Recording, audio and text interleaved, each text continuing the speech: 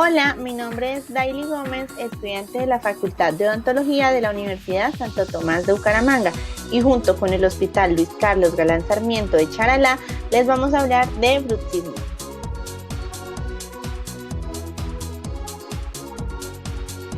Primero que todo, tenemos que saber que el bruxismo es una parafunción manifestada por el apretamiento o el rechinamiento causada por la desarmonía de la posición de los dientes, también conocida como una disfunción neuromuscular.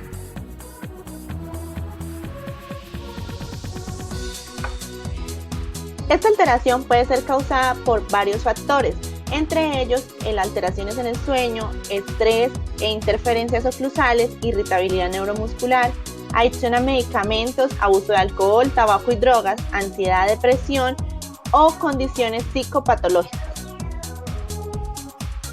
El bruxismo es tratado por medio de intervenciones oclusales, que incluye el tratamiento de ortodoncia y rehabilitación oclusal, también con placas interoclusales o miorelajantes que se usan para el beneficio del manejo sintomatológico.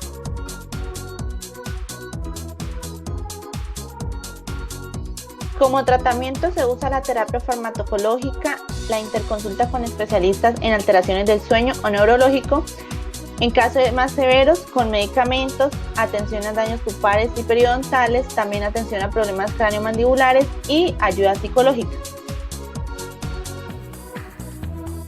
Y por último, no dejes nunca de informarte acerca de cualquier alteración o patología que pueda presentar tu cuerpo.